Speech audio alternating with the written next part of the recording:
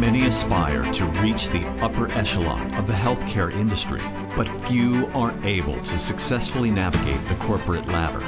In this fortnightly series, C-Suite Partners sits down with international healthcare executives, asking the tough questions and unpacking the personalities of the top industry leaders. Welcome to the Boardroom. Talk me through how you deal with crisis. I've dealt with a lot of crises in my career. The one that really has the most significant impact on me was back in my late 20s. And I'd had a series of rapid promotions. I was essentially over-promoted into a role where I didn't have the skills or experience to really do it effectively. And over the first 12 months, I saw a decline in market share, a decline in profitability. We started losing customers. Eventually, we started losing staff from the company that I was heading up. So as things started to get difficult and challenging, I retreated to within myself. I turned to consultants to solve problems. I moved away from my executive team, and the problems just got worse. And it came to a head when I got called in by the chief executive, and he told me, Ian, we think you've got lots of potential, but you're about a month away from being fired. And I needed a message that candid to really get me to realise that I had a problem that I wasn't dealing with. And what he then did was work with me over the next couple of months. He helped me to understand the impact of what I was doing and the strategies that I was applying on my team. And so I'd try things, I'd get feedback, and eventually, over the course of that 2 months, worked out what to do and turned the organisation around and then moved on. And in terms of regrets that you've had with your career to date, do you have any that stand out? Yeah, there's a couple.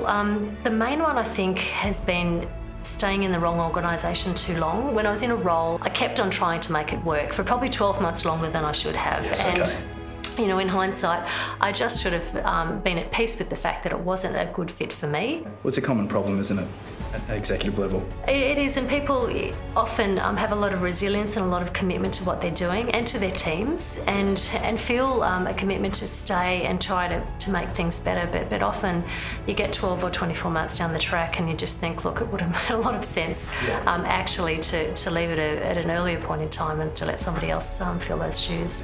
I think a lot of people view CEOs at your level that you've got everything under control all the time. Did you, talking about the listing, did you ever have a moment where you thought, oh, I'm a bit out of my comfort zone here?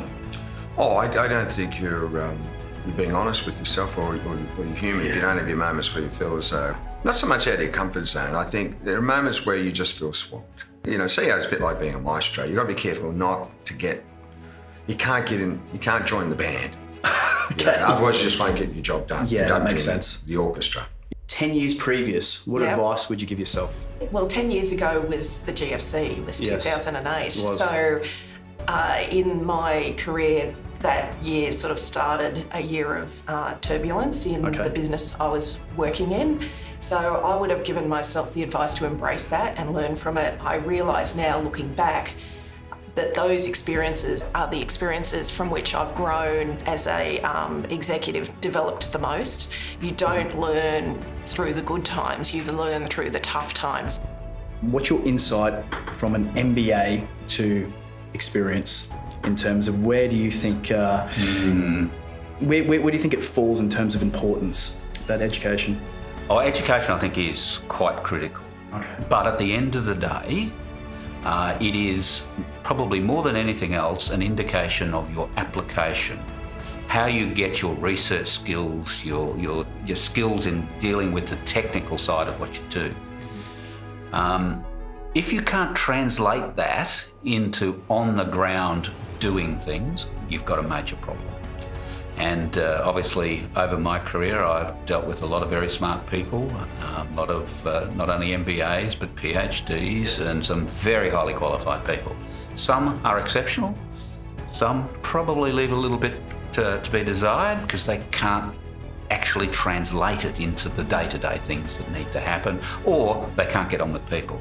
So I think it's a mix of these things that you always need. What advice would you give someone who's coming from financial services, professional services, that actually wants to move into a healthcare company? It can always be a challenge for executives? Do you have any advice there? It's difficult.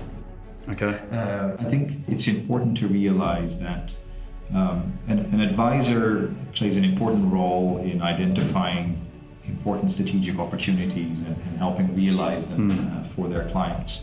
But that is often where the work of the advisor ends. It's true. The work of the management of the CEO of the business is to then create value out of that opportunity. So I think the first thing I would say is be aware that rather than your job being to create opportunities, close deals, it is much more about creating long-term value on that basis. What drives into that is a very different operating rhythm. Advisory and financial services roles tend to be more event-driven, project-based. It requires a tremendous amount of detail to be able to follow those, to enable yourself to intervene in time if things are not trending as they should. Okay. So the rhythm of that life is very, very different. Having said that, I think that what is often missing in certain large organizations is that people get so engrossed in that rhythm that they lose track of the destination.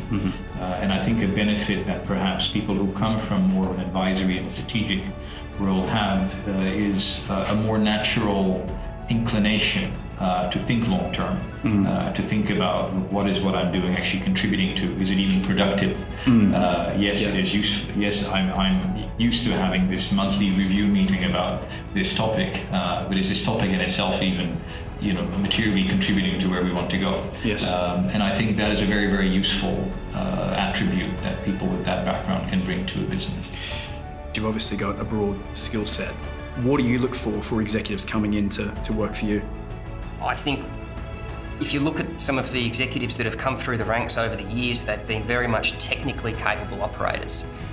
And I think progressing from subject matter expert to leading subject matter experts is the step up into leadership. So people that are able to, drop the tools to some extent and realise that they're actually now the foreman. Don't micromanage.